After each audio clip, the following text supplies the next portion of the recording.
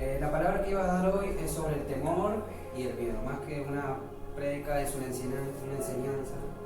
Y el temor y el miedo provienen de... Empezó todo cuando Adán y Eva decidieron desobedecer a Dios. Cuando en la palabra de Dios dice en Génesis 3:10 que Dios lo llamó a Adán y le dijo: varón, ¿dónde estás tú? Y Adán le respondió: escuché tu voz en el huerto y tuve miedo porque estaba desnudo y me escondí. Y ahí fue cuando Dios supo que había comido del fruto del bien y del mal, y fue cuando él desobedeció.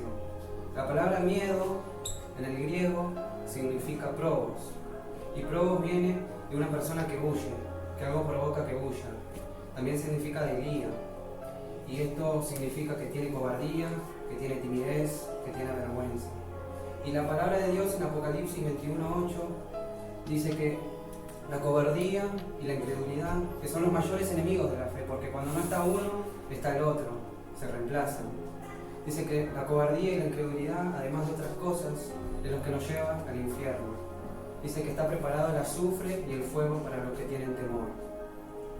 Por eso, yo venía a decirles también que la palabra dice en Romanos 8:15 que el espíritu, que Dios no nos dio espíritu de esclavitud para estar de nuevo en temor, sino para tener el espíritu de adopción por el cual clamamos Abba Padre, dice la palabra. La palabra de Dios dice en 2 de Timoteo 1:7 que no nos ha dado espíritu de cobardía, sino espíritu de poder, de amor y de dominio propio. Y hay muchos efectos que causan el miedo y el temor en nuestra contra. La primera es que todo lo que tememos nosotros nos sobreviene. La palabra de Dios habla sobre Job, la historia de Job, que él por la mañana ofrecía sacrificios, ofrecía ofrenda a Dios, porque temía por sus hijos, que tal vez hayan pecado en su corazón contra Dios, porque ellos hacían fiestas con sus hermanos y él temía. Entonces cuando Dios permite que el diablo toque todo lo que tenía excepto su vida, el diablo le saca todo, y una de las cosas que saca son sus 10 hijos, los mató en un día. Y dice Job en el capítulo 3 que lo que él temía, que lo que le acechaba, le sobrevino. Y así fue como murieron sus 10 hijos. También lo que hace el temor y el miedo es que nos hace mentir, nos lleva a la mentira. La palabra de Dios dice la historia de Isaac y Rebeca en Génesis 26. Ellos van a la tierra de Gerar porque Dios les dice que van a ser bendecidos, van a ser prosperados, como le había prometido a su padre Abraham, que iban a heredar esa tierra. Y se acercaron hombres a él, a Isaac, y le preguntaron: ¿quién es esa mujer que está contigo?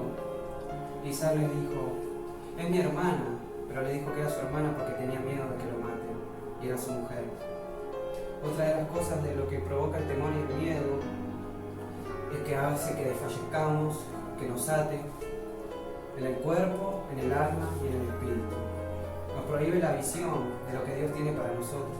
La palabra de Dios en Nehemías cuenta la historia de que Nehemías estaba muy triste porque la ciudad de sus padres, donde ellos habían muerto, fallecido, estaba destruida, las puertas estaban en fuego, y él le suplicó al rey si podía reconstruir los muros de Jerusalén, de la ciudad de Judea. Y cuando el rey le dio permiso y lo hizo, estaba Tobías, Sanbalat, y fueron quienes se les impusieron, quienes le intimidaron, le mandaban cartas diciéndole que había rumores de que él iba a construir los muros de Jerusalén. Y le mandaban cartas, y Nehemías le negaba todo, porque sabía cuál era su propósito y que ellos lo querían matar, lo querían destruir y detener la visión para que el pueblo no construya los muros. Entonces Nehemías fue a la casa de Semaías, y Semaías le dijo: ven, escondámonos en el templo, cerramos las puertas y quedémonos allí porque hoy vendrán a matarte, hoy te van a matar esta noche, le dijo.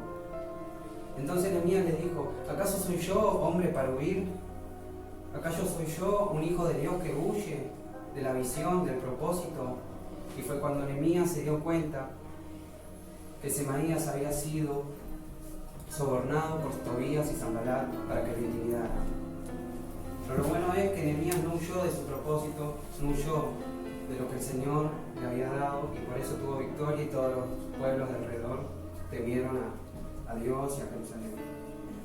Otra de las cosas que hace el miedo y el temor es que veamos cosas que no son reales, cosas que nos dan miedo, como por ejemplo en Mateo, en el Nuevo Testamento, en el capítulo 14, cuando Jesús venía sobre las aguas,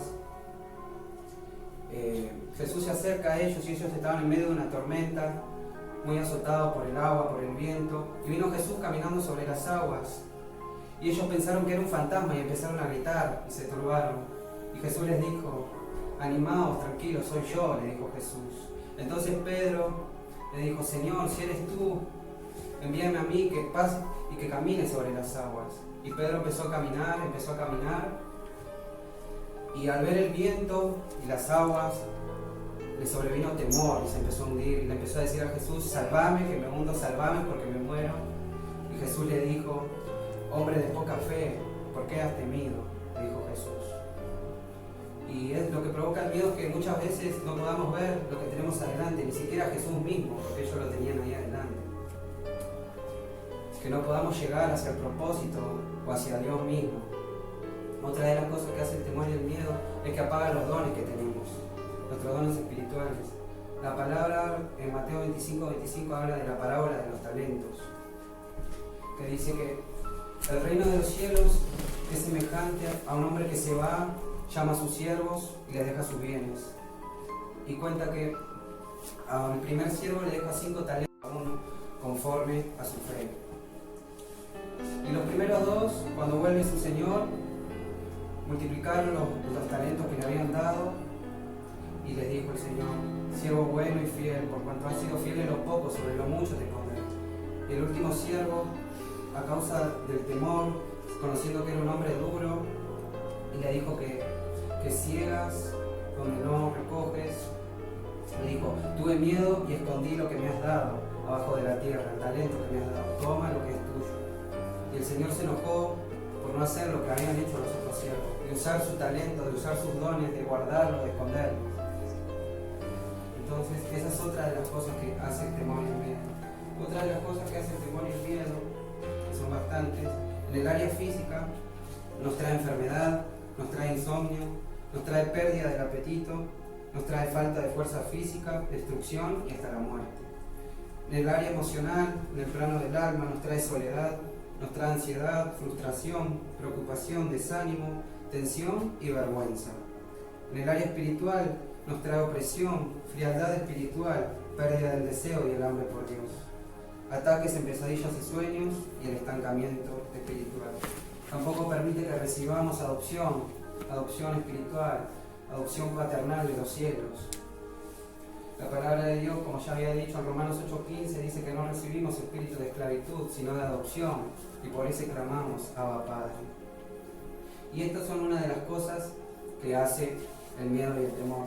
Yo me acuerdo que hace ya unos varios meses estaba buscando de Dios, estaba en ayuno, y de un momento a otro me agarró un miedo, me agarró un temor, que no podía ni siquiera dormir con la luz prendida.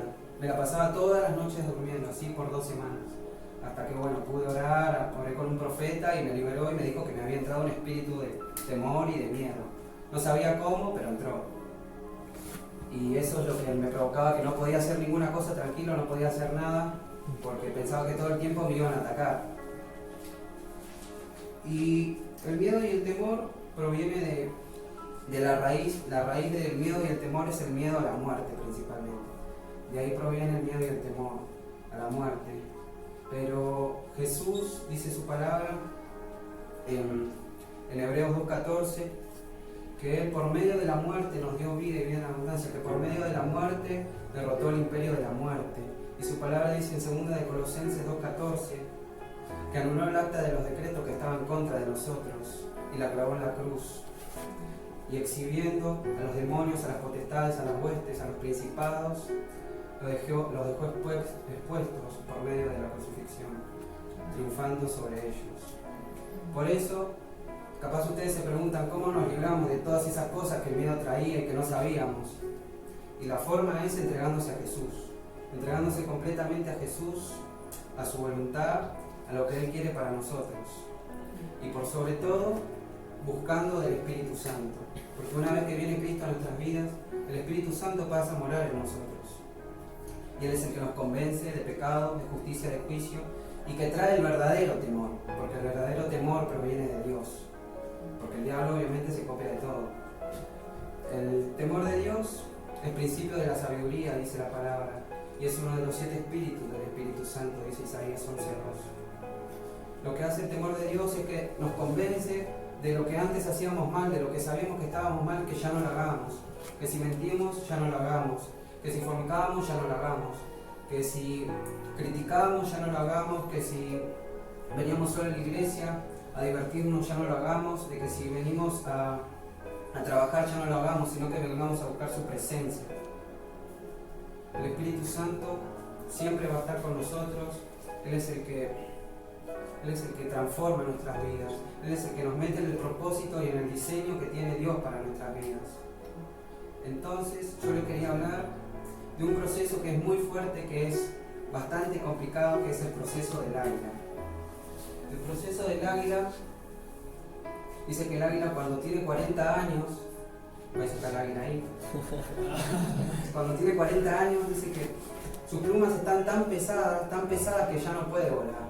Y su pico está tan largo y puntiagudo, tan encorvado, que si hace un mal movimiento se lo puede clavar y morirse. Y dice que sus uñas están tan largas que por más de que se tire a agarrar alguna presa se le va a escapar, porque no la puede retener. Entonces el águila a esa edad tiene que tomar una decisión, si renovarse o dejarse morir. Entonces, si un águila decide dejarse morir, pasan unos meses, aguanta lo que puede y muere. Pero si decide renovarse, con toda la fuerza que tiene en su último vuelo, porque sus alas le pesan mucho, decide ir al lugar más alto que pueda, a una montaña, a un lugar que esté rodeado, lleno de rocas, que esté protegido para que nadie lo pueda dañar. Cuando llega a ese lugar, lo primero que hace es anidarse.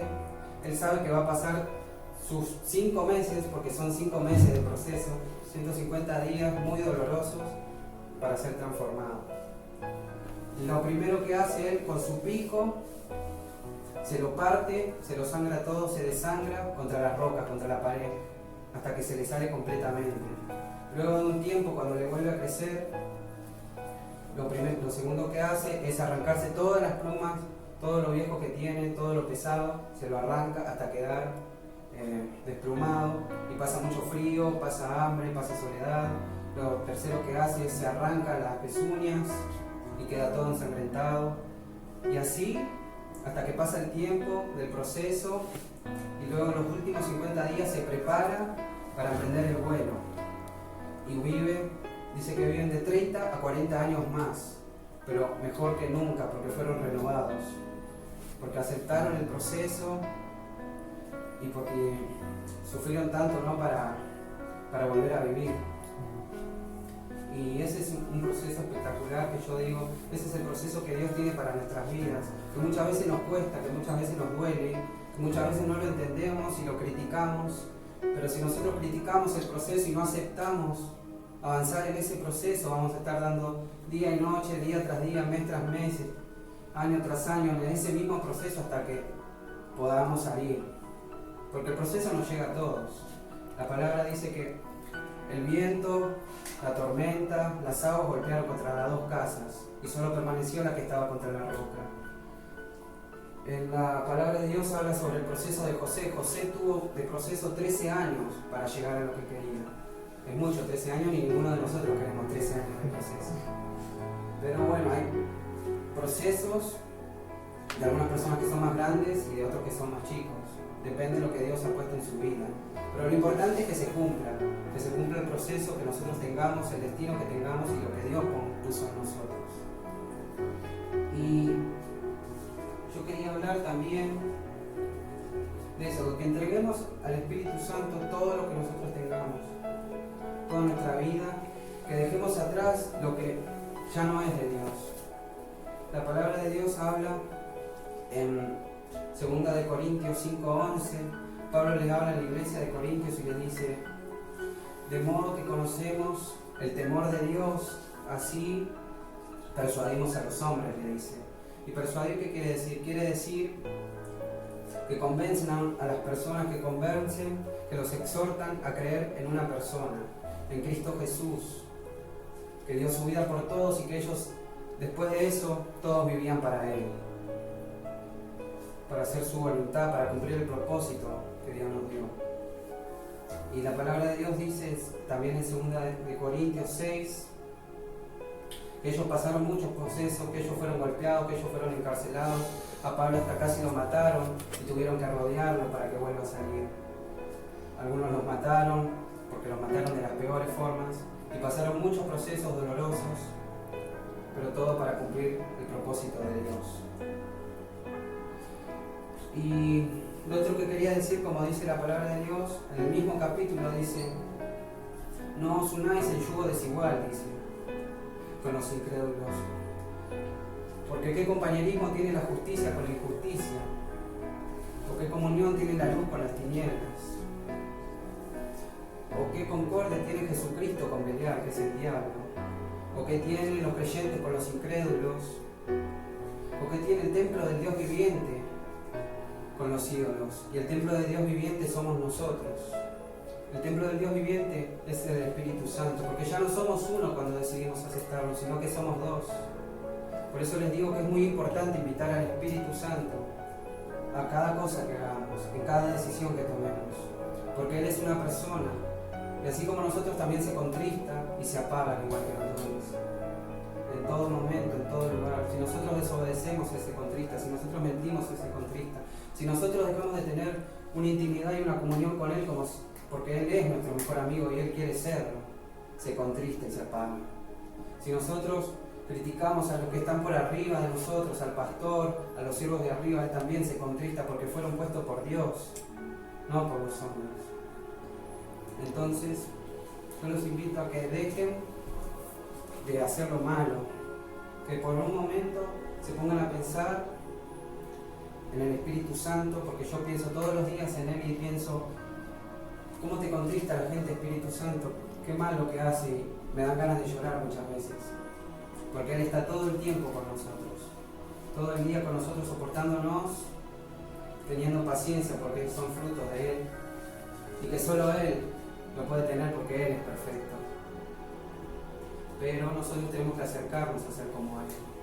Por eso la palabra de Dios en el mismo capítulo dice: y si vosotros salís de ellos, de en medio de ellos, y os apartáis, y dejáis de tocar lo impuro, yo lo recibiré, y seré por padre a vosotros, y ustedes me seréis por hijos.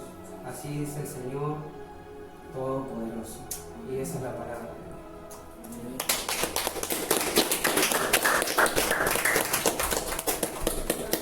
Santo.